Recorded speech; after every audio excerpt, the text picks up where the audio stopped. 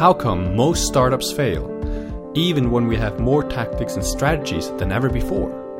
Join the bedside chat of an entrepreneurial couple as they share what it takes to create a business with ease and in flow. Hi everybody, welcome back to another Biz and Flow bedside chat.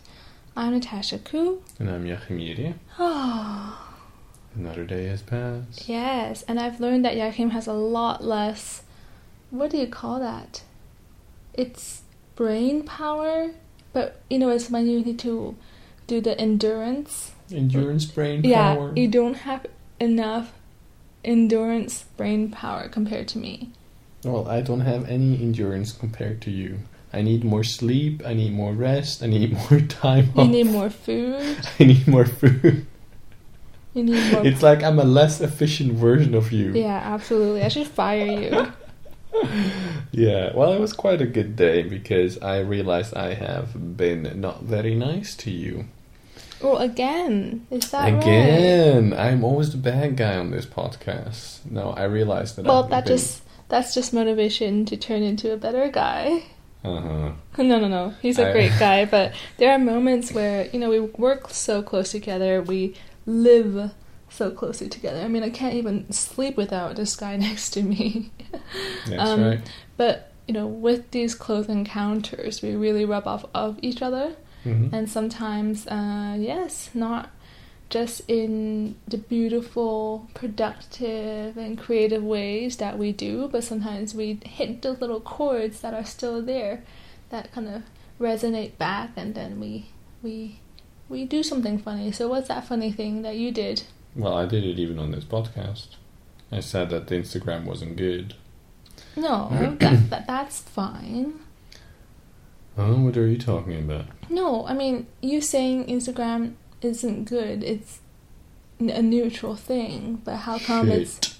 I said it's shit. Really? Yes, and I said it on this podcast. And of course, I wouldn't probably, if someone would be working for me or something like that, I wouldn't say it this way. And I know you've put a lot of work into it, and my reaction, of course, is not very useful because it doesn't actually specify what isn't good and what is good. And so I realized that first of all, it wasn't productive, and second of all, it was not nice.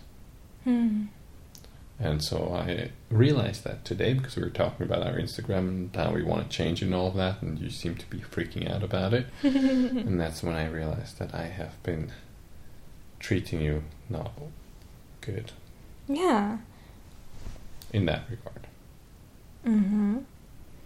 Well, it's really funny because we do have a couple of freelancers working for us who are doing a lot of background work that you don't see.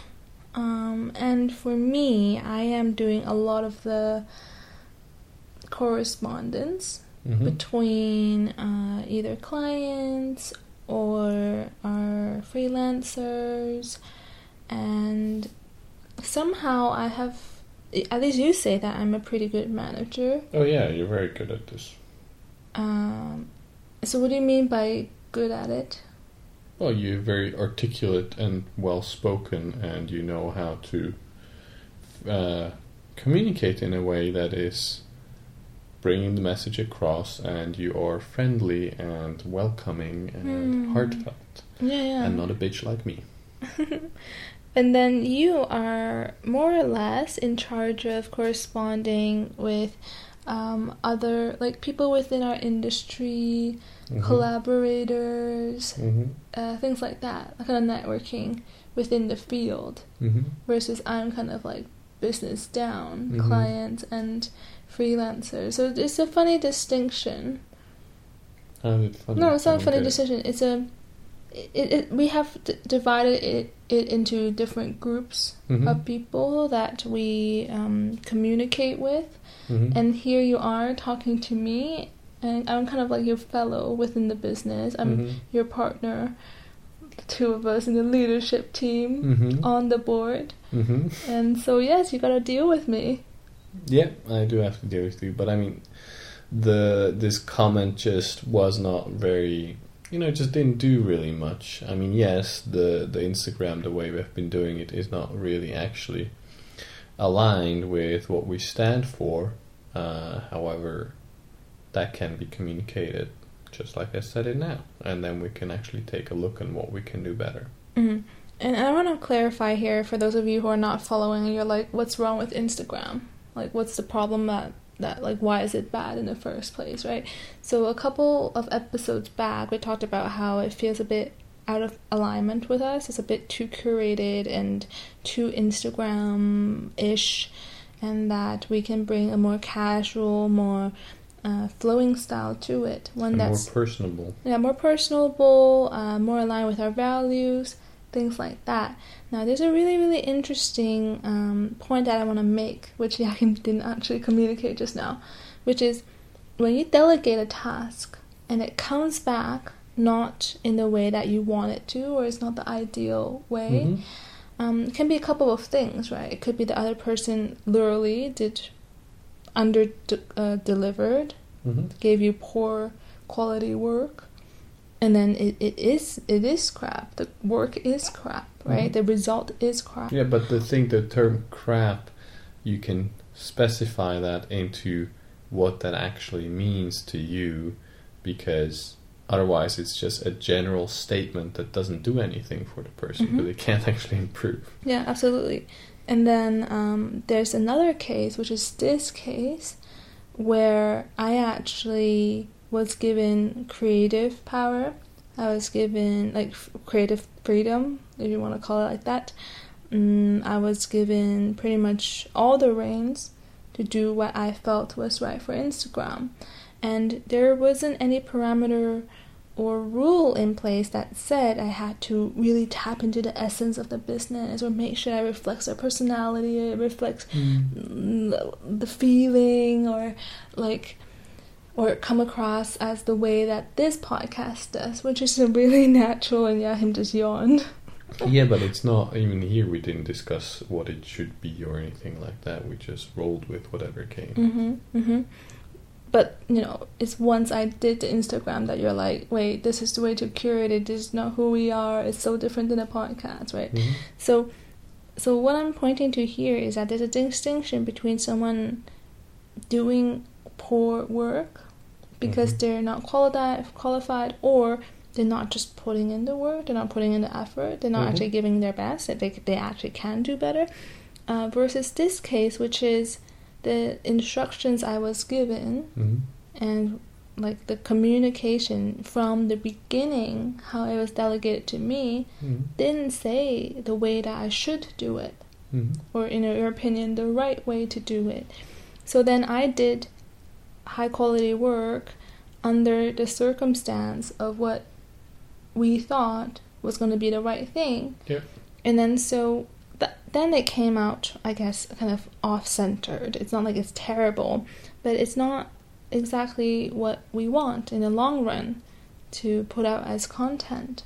So here, it's, yes, you can say that the feed or the images or even the content itself is bad, but why is it bad? Is it bad because of me and my output?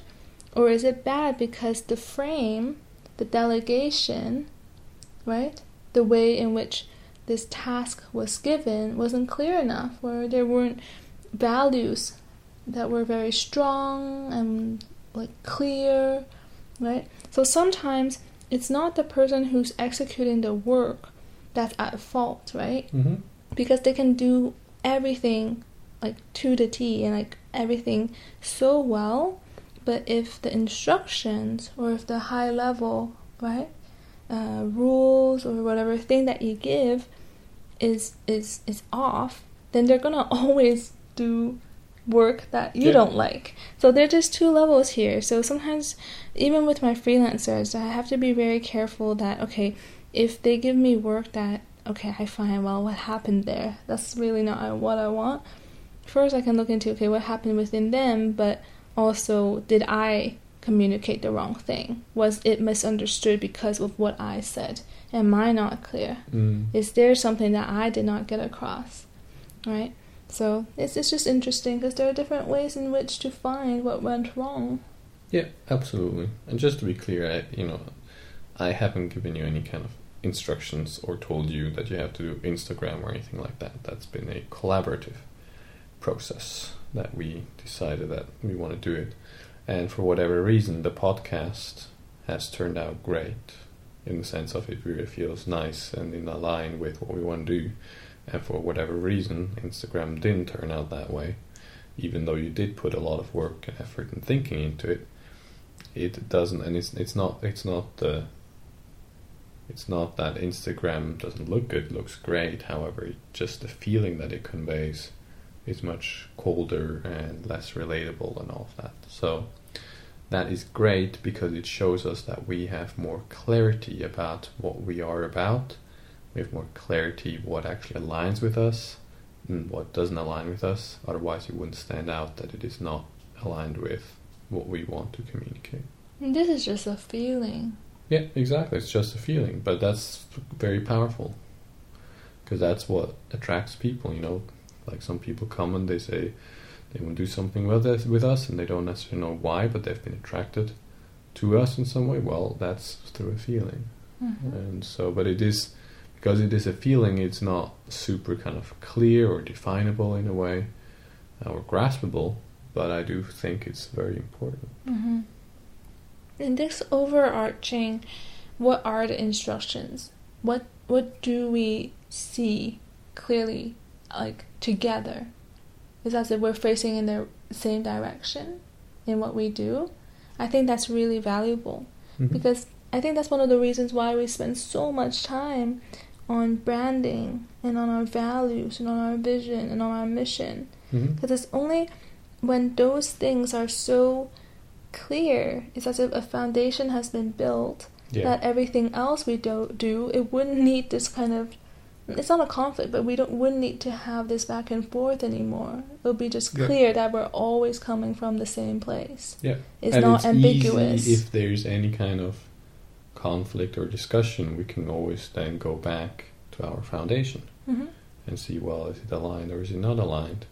And as well with freelancers or people we hire or anything like that, it's a blueprint. It's something that guides us. So having this foundation is really important.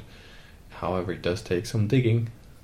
It's funny because you don't actually realize how much of these things, these like umbrella knowledge, umbrella values are already existing, like within a country.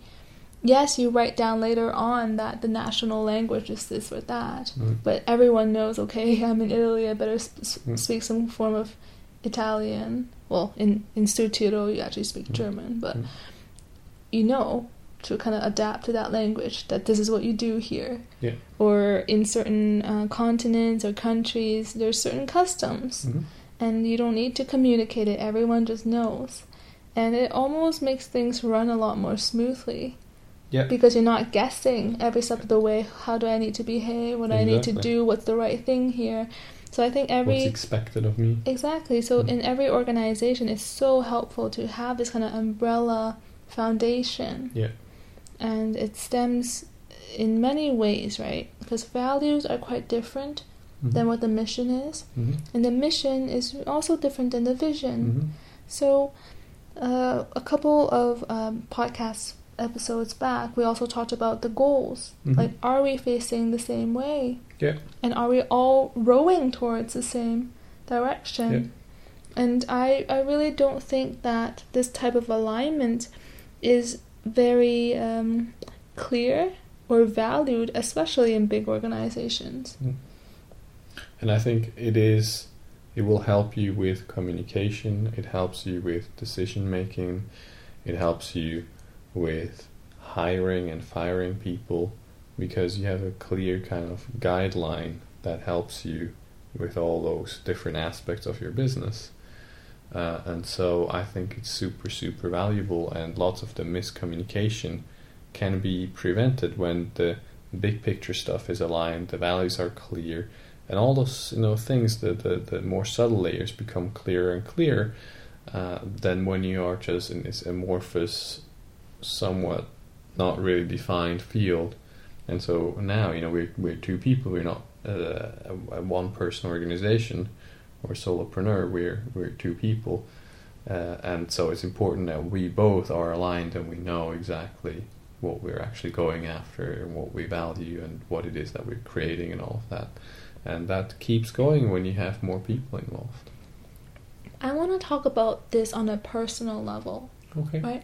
Because yes, we're talking about a business, making multiple people face the same direction and come to an agreement that this is what we're going to do together, and this is kind of how we're going to do it. And of course, those who really don't fit shouldn't work for us, right? Yeah.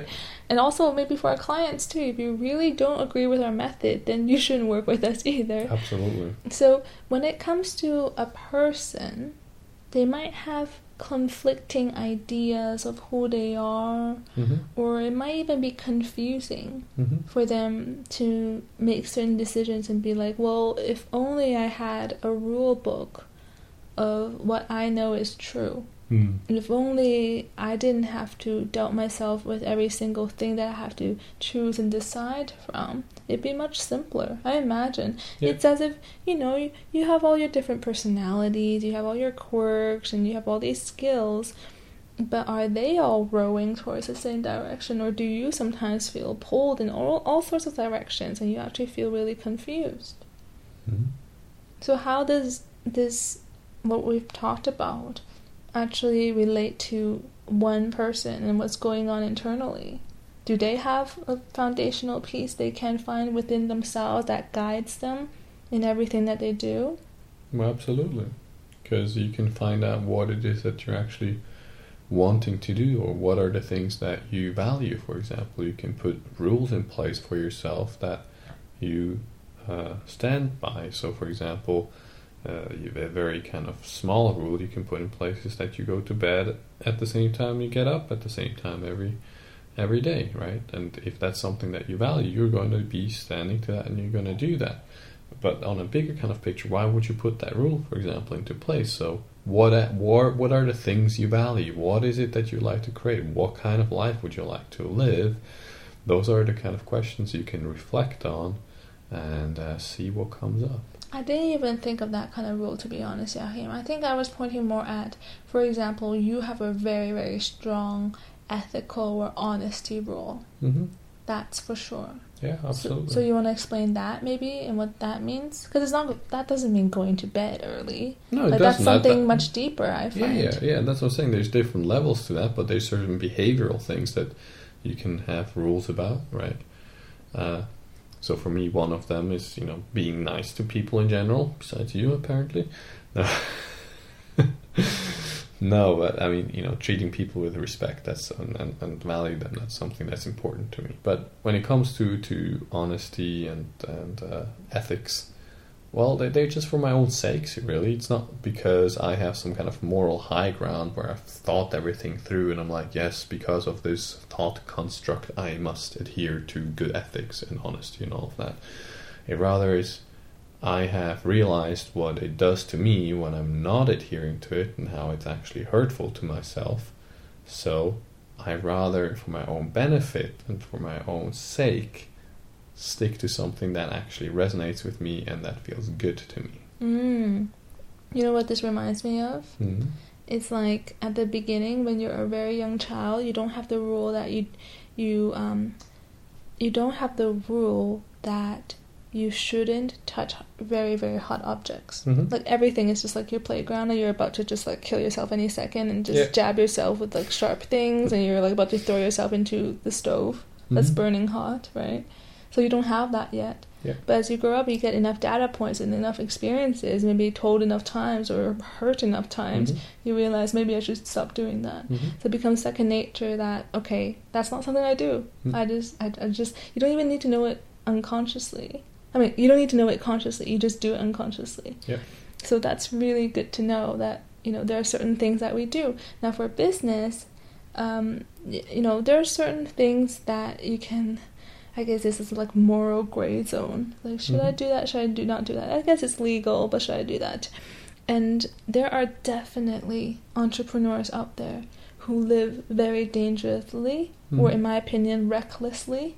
I've worked for people who literally signed contracts with employees and then denied them pay, and then tried to keep them to work, and then in the end got sued or had to leave the freaking country because then they got all this debt. Or there are also just individuals who try to, you know, do tax evasion and all sorts of little tricks and things.